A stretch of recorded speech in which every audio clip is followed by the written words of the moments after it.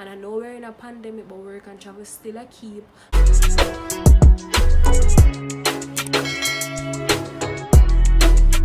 Hey glogetters, welcome back to another video. It's your girl Sasha. If you're new to my channel, welcome. Thank you for being a part of this glow-getting community.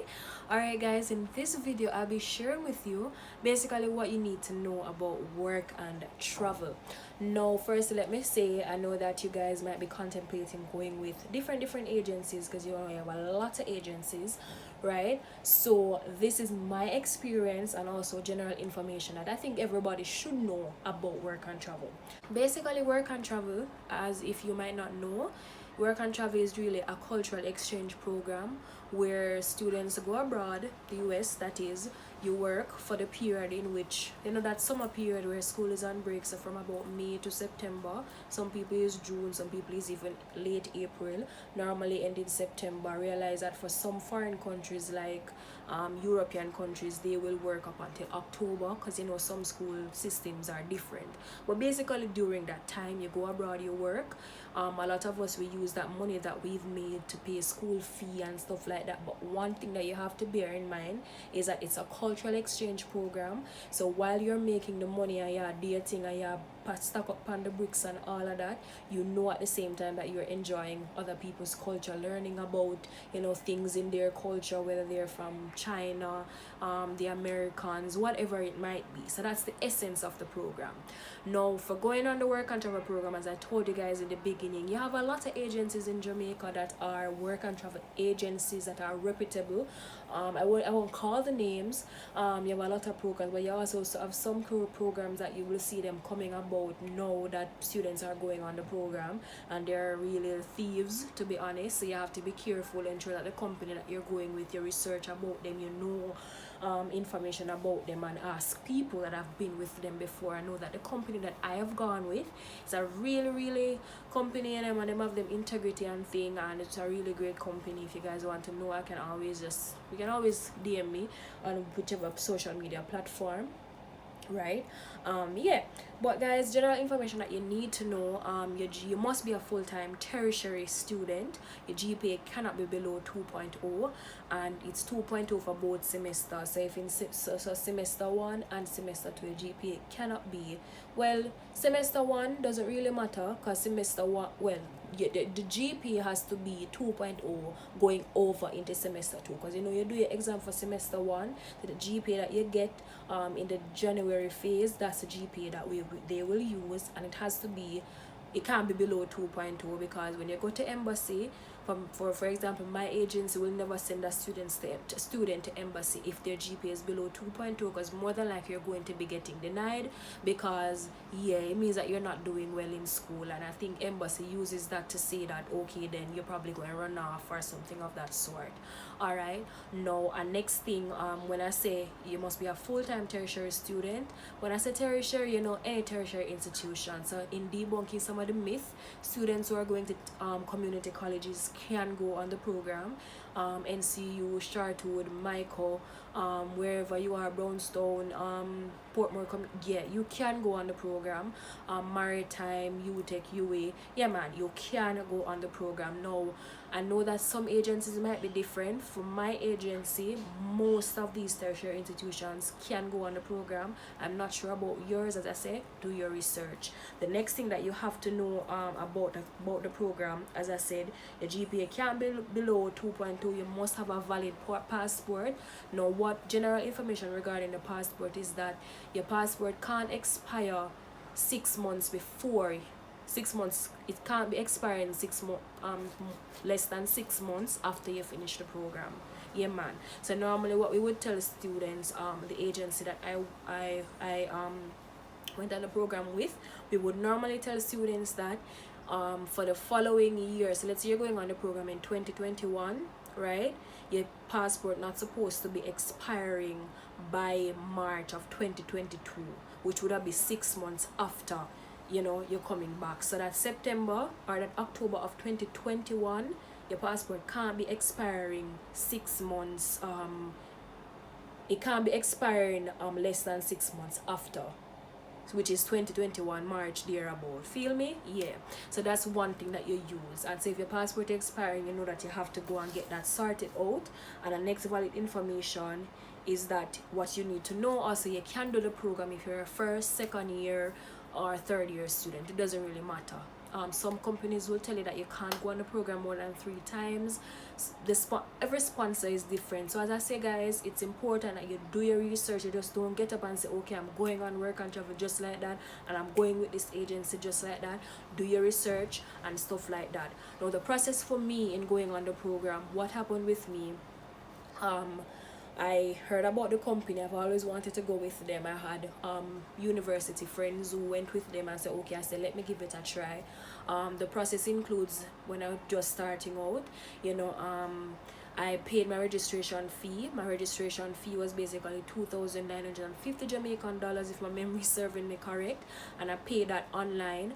Most companies will allow you to pay the registration fee online via bank transfer, online banking, whatever.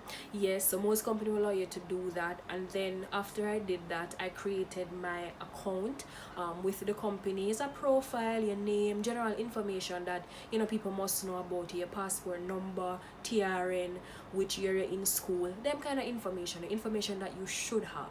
So you have 2 options. There were 2 options in which I could go on the program. I could go on the program as a self-placed student, or basically a full-placed student. Now, self-placed students is where you basically have a job already in the States, and you just want an agency now to say, okay, then I'm going to go through them to ensure that I get all my legit documents and stuff like that. Self-placed is usually less, right? Can't tell you the fees for my company that I work with because I don't remember, but full placement now means that that company now will do everything for you. They will source the job for you, they will process all the necessary documents that you need. You just basically need to cooperate and have your money. And as I said, self-placement, you have your job already and you're going with this company now because they are going to be the ones to process all your legal documents, because you have to have going at the people them country legal. Cool. All right. Now after I did that, as I told you, I was told by my company that I have to pay a deposit by a certain time. I think it was sometime in December thereabout, right? After you go ahead, I would say you pay a deposit, because your deposit is really what secures your space with any agency. Your deposit really secures your space. Tell them, say, yeah man, the girl are really interested and she want to go up on the program. You pay a deposit to secure your space. Now while you're going through the program and you're going through all of this, you have to ensure that the company that you're going with are giving you the information that you need.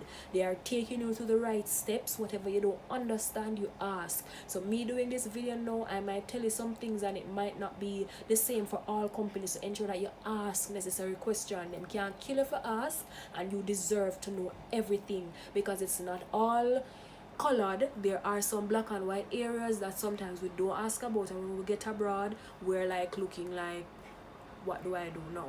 Okay. All right. So within that time now, with my agency, they were able to like show me like different jobs. So after you pay a deposit, then they go and show you the list of jobs that they have available. You have to hurry up and pay a deposit though, because with any agency, if they are reputable agencies, right, listen, the spots are gonna go fast. As you quint, you see a job on the website, it's gone. So you have to hurry, ensure you hurry and pay your deposit so you can be able to choose your job. And I believe the earlier you get to choose your job is the much faster you are through with the process. So yeah man, I advise you to ensure that if it means you're going to borrow the money, I don't know how you're going to finance yourself. For me, when I was going on the program, I borrowed some money with hopes that when I went abroad and worked, I would be able to repay it, and I did. I borrowed from people, but you have companies that help you with loans. I don't know some of the companies, but you can do your research, right? Now after I saw the jobs, pay my deposit, now I am seeing the jobs. Now guys, with the jobs, you have jobs in a lot of states, basically all the states. No, like Hawaii and those kind of places, you won't really get jobs in those places because, you know, those are kind of remote, and to send students to those places, you know, that can be very dangerous and stuff like that. So I don't really think agencies generally send students to Hawaii, and I think there's another state that students don't go to, I can't remember. But basically all the states. Now what you have to know about the states though, guys, some states are more expensive than some. So like, I know a lot of us might have family in New York and we're saying that, okay, we want to go to New York, we want to go to Florida, but you have to remember that those places are very expensive, and so you realize that the money buy me a lot, but the rent is very expensive, so you might still not see your way out, right? Because let's be honest, although it's a cultural exchange program, we're going there to make some dollars too, because everybody want to come back to Jamaica bling like bling dog. That's so corny. But yeah, man. Alright, so be, learn about the different places. If you know somebody who went to somewhere, ask them about it. For me, as I told you guys many times, I went to Alaska. I never know nothing about Alaska. One thing I know that they said about Alaska is that you make a lot of money in Alaska and it's very cold. I asked around, somebody told me that, you know, going to Alaska, it's not all that cold after a while, you get used to it. And when I went, it was a great experience. It's not all that cold, and you know, I packed sufficient stuff that would help me to survive throughout the summer, right? So you want to do your research. I know that students normally go up to Michigan, Tennessee, you know, those country state students always go to them places there. Missouri, you know, you have a lot of students going to like them country states here. But you know, with agencies, what agencies normally do is that they're going to send a lot of students to the same place. So even if you go somewhere, you realize that you're going to be with other Jamaicans. If it's your first time, you're not going to feel lonely, you're not going to feel as if you're the only person, because sometimes you might go to a state, you're going to experience racism, you're going to experience so many other things that you're not used to, but you know, you have other persons around you like yourself, so you're able to weather whatever you're going through. And that's what I liked about my agency, because they placed us together really with persons who are going the same place as us. So right now we're going through the process. You choose your job and you say, all right, this is the job that I want. As I said, guys, in choosing the job, you have to look at the location. You also want to look at the pay rate. What is the pay like? You want to look at the rent. You want to see, all right, then this place, how far is the housing away from the job? So you want to think about those little things also. What about transportation? Do I have to ride a bicycle? Do I have to take the bus? Does the company provide staffing, bus transportation, and them little things? So you have to give and take. Some places that you will go to, the pay might, let's say the pay might be $9, but guess what, the thing about it, they offer a lot of overtime, you get transportation, go work, and you get free food. That is a good job. While you have other places that they're paying you $11 per hour, but the rent is very expensive, and you have to pay for your own transportation, you have to pay for your own food. So you realize that right there and then it flattens out itself, right? So you want to think about all those factors before you choose a job. Don't just choose a job because you pay enough. No, because chances are all of your money where you make might be going back into other expenses. So you want to think about those things, right? So after you basically choose your job using those factors, and I'm sure that there are other factors if you're watching this video and I'm saying anything that you might have a disagreement to, or you have another tip, just comment below, because we're here to support each other. That's it. So now after you choose your job, basically companies will have orientation. They're going to tell you that you need to pay the rest of the money. Companies will give you a deadline to say when you need to pay the rest of the money. The companies are normally working with you though.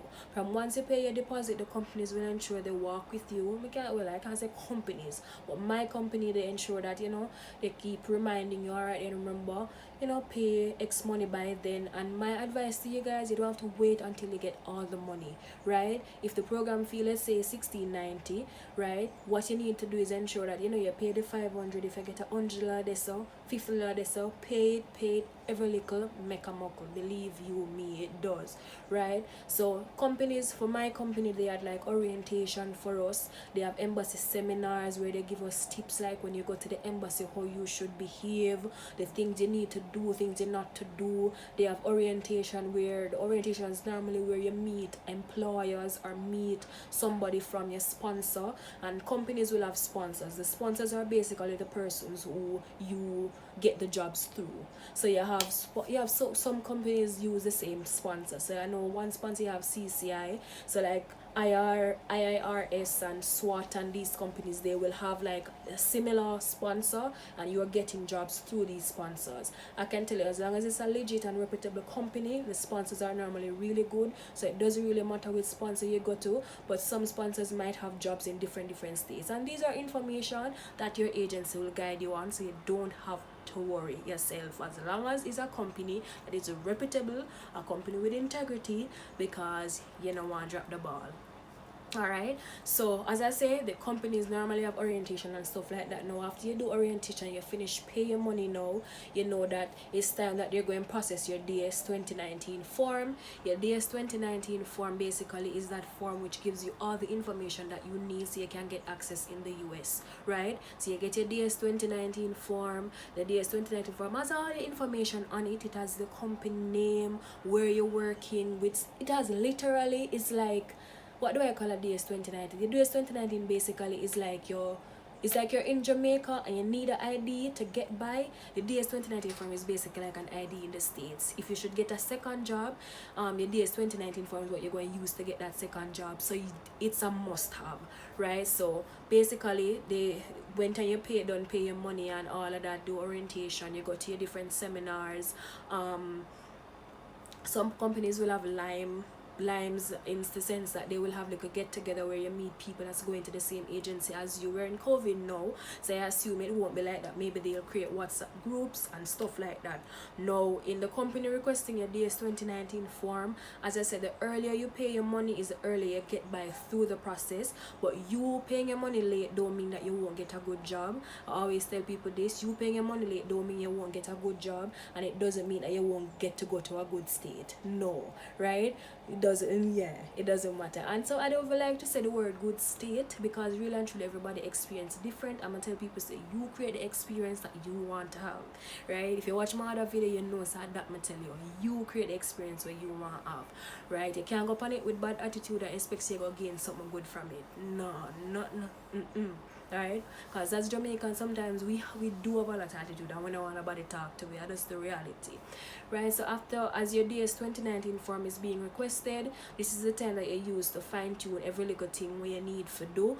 Normally companies will ask you to take like passport size photos, but all these things are normally in the package that you are paying for, right? As I say, I don't know if I saw every agency do it, but this is really the agency that I went with, right? So don't take what me I say word for word, and go to the people in agency go tell them, say the Sasha speaks by YouTube, say the passport picture supposed to included in the program fee. I never said that. I'm not telling a lie upon me, right?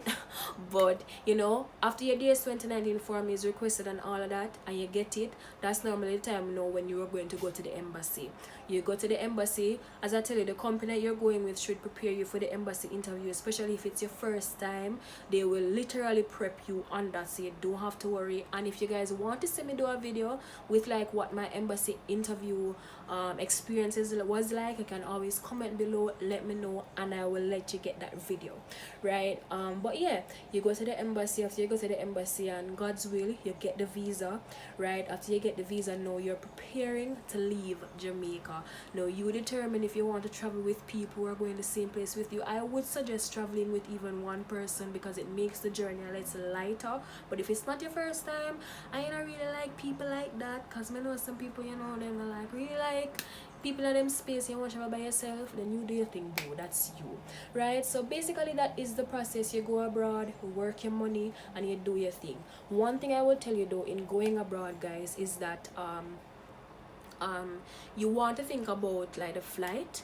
You want to ensure that you think about the expense of the flight. You can either book a one way, you can do a round trip. One way is fine, because sometimes you might not necessarily know when you're going to leave, because the job might have to end like at the 9th of September, but you might want to stay back for an additional 5 days and shopping, do some little shopping or whatever. So you don't necessarily know when you're going to leave. So a one way ticket is fine. Round trip, if you're experienced with that, is also fine.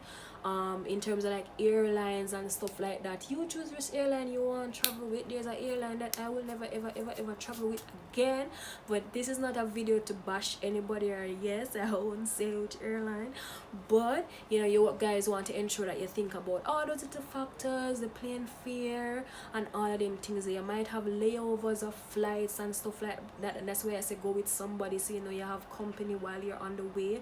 But yeah man, when you reach abroad now and you're boom bang and you're there thing, I know a lot of persons will want to get second jobs, and normally before you choose the job, you normally see the location and you're able to research the location to see if there's a McDonald's there, there's a Walmart there, there's a Trader Joe's, whatever it is, and you normally see where in and out you can get second job. So when you go over there, you might not start work the same time, so you can go and eye out the area, see where you can get second jobs, and then when you settle in your first job, you know, you can use like a day off and go around. If you have friends and you meet anybody, or if you want to do it by yourself, you go around and you apply for your second jobs and you do your thing. No, we don't work on travel programs. Don't, I keep on saying we, I know why I keep on saying we don't recommend, but it's not normally recommended that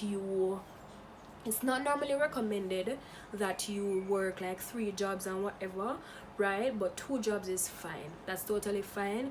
A lot of agencies will tell you that when you get the second job, you have to notify your agency, because work and travel students are not supposed to be doing every kind of jobs. You're not supposed to work in the nursing field, you're not supposed to do daycare jobs, you're not supposed to, you know, them kind of, enough you do them kind of job there. So and some other jobs too, agencies want to protect you from employers exploiting you, and so it's not every job that work and travel students can work. And so you want to do these research, ask your company about this information, and they will give you booklets.